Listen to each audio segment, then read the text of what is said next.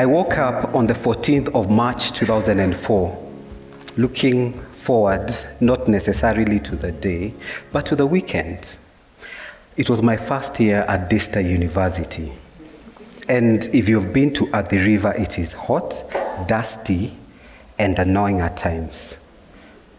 The weekend, on the other hand, offered an opportunity to go camping and rock climbing. So as I strolled to my classes, the weekend was still on my mind. As the day wore on, one of my friends came and pulled me out of class. I did not have a mobile phone. It was 2004, not that many Kenyans had a mobile phone anyway. He told me that my uncle Kenya was looking for me at the student center.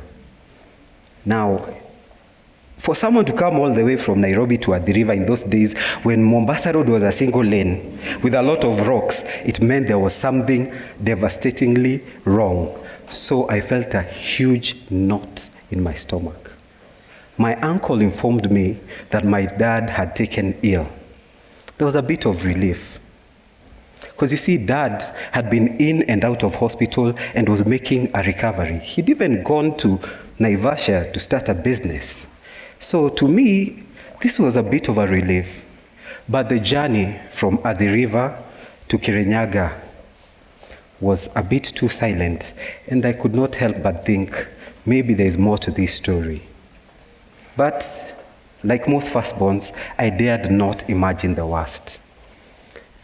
Only for it all to be confirmed by the huge tents outside our house and very many cars. I went straight to the bedroom where my 3 brothers were hiding out. They knew, but I was only coming to grips with the fact that Dad was gone. So I asked my brothers to walk out of the room and allow me to change. And for the first time in a long time, I cried.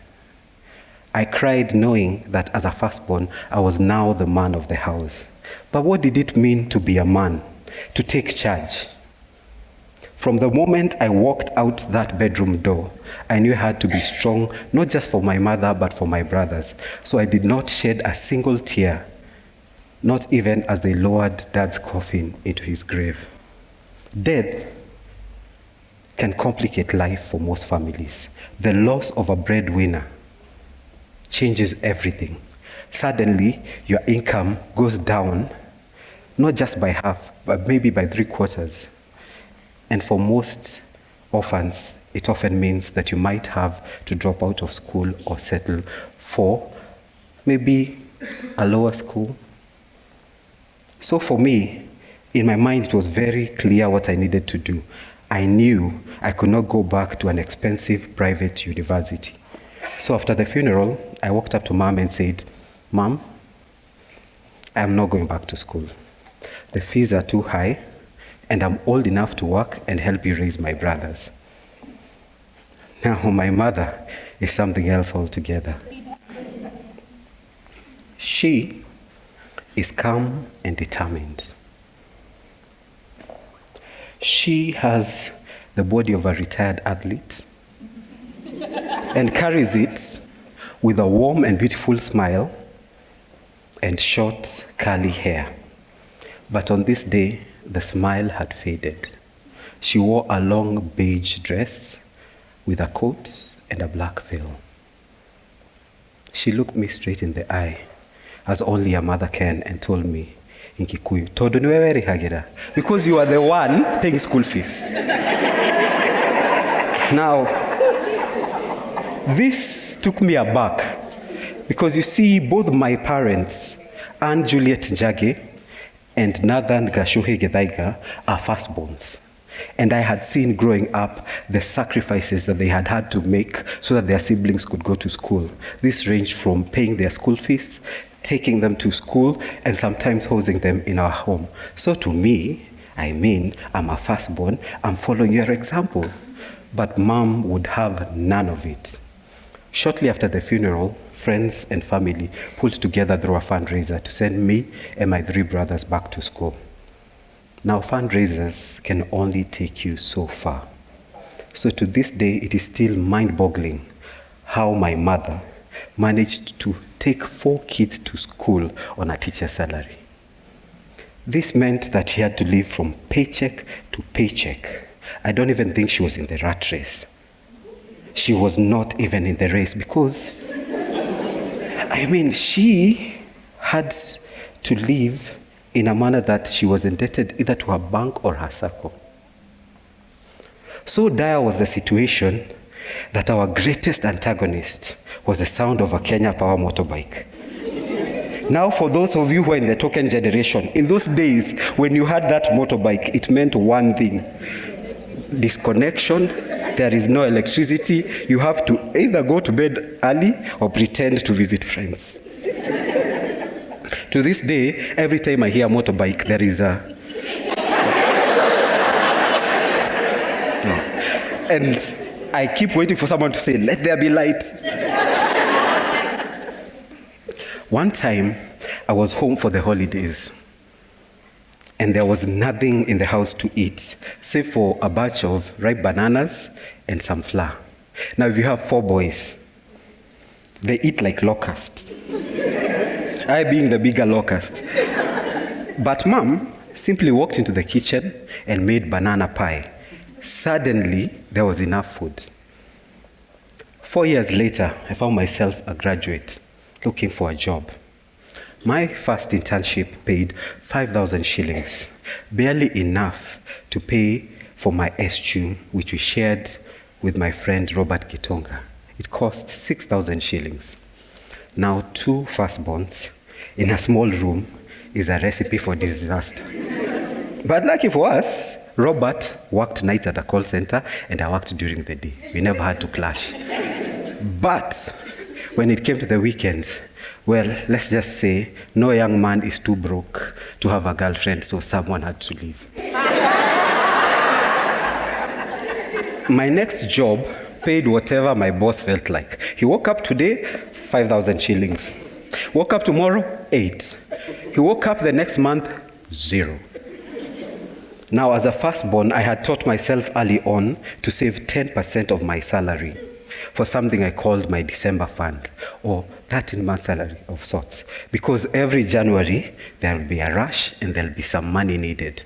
So even when I was earning 5,000 shillings, I always set aside 500 shillings so that I'd have at least 6,000 shillings for the beginning of the year. If it did nothing, it would buy a few books and uniforms.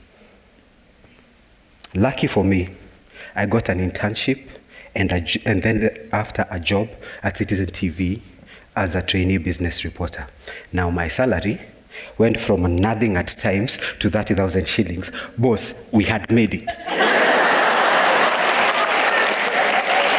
Then I went to the bank, looked at the zeros, and they were not making sense. It was not 30,000 shillings, so I went and asked, I don't want to sound stupid, but I thought I'm paid 30,000 shillings. And the HR furnished me with something called a payslip, wherein lie details called KRA and statutory deductions. But this job was great for me. It enabled me to start chipping in, house some of my brothers, and as time went on and I moved up the ranks, even pay school fees. Mom's sacrifice was paying off. But even then, there were low moments. This one incident I remember. I have 3 very brilliant brothers. We are talking top marks KCPE kind of brothers. Dennis is the second born, Philip is the third born, and Peter is the fourth born. On this one occasion, Peter, who was in his final year at Starehe, had been kicked out of school because there was no school fees. Dennis was in between houses and at risk of going hungry. Philip, who lived with me, needed money to print voluminous law notes. If you've ever gone to a class of law, you know how many notes you have to print for exams. So I remember the pain in Mom's voice as we spoke on the phone, going over option after option. We had sold all the land that Dad had left. We'd sold everything. All was left is furniture. And for me, I felt, okay, 13th month salary, goodbye.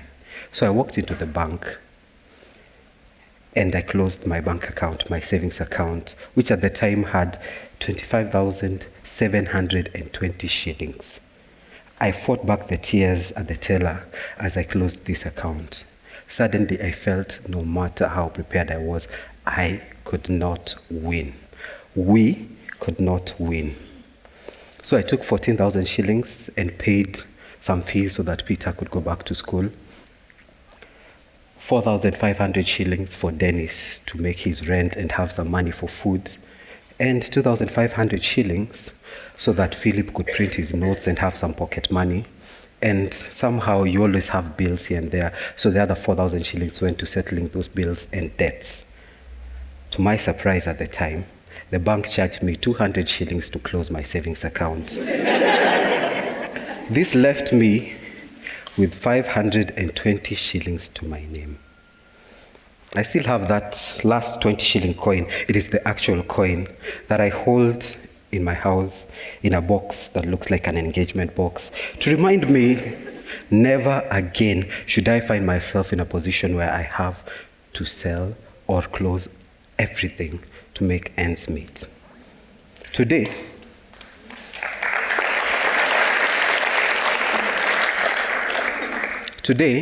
Peter is an MIT graduate. Yeah. Philip is a lawyer. And Dennis is an entrepreneur. In my experience, death complicates life, but the living make it worth living. When my father died, we lost a breadwinner, but my mom lost a husband, a pillar of support, the father to her children, and all their plans and ambitions. Through sheer will and determination, Anne Juliet Njagi uncomplicated our lives.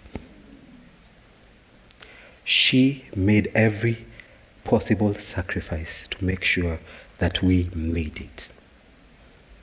Mom forewent sleep that we may dream. She put aside her plans that we may prosper. She gives true credence to the modern Kikuyu adage that we survive by the prayers of our mothers. So is life complicated? Well, for me, I see life as a boxing match. Sometimes you have to know when to punch, when to block, and even sometimes you have to take a punch or two. But in life, just as in boxing, one punch catches you off guard and you fall to the canvas, crashing down like a rock through an anthill. For our family, that moment was my father's death. And in those moments, you may force yourself to wake up, stagger to your feet. It will expose you to a few more punches and maybe even a knockout, like I had done by writing off my own education. So in those moments, I have found that it helps to stay down and listen to life count you out. 1, 2, 3. Count with me. 4, 5, 6, 7, 8, 9. Just as they get to 10, you wake up and you show life's complications that you can also count. Thank you.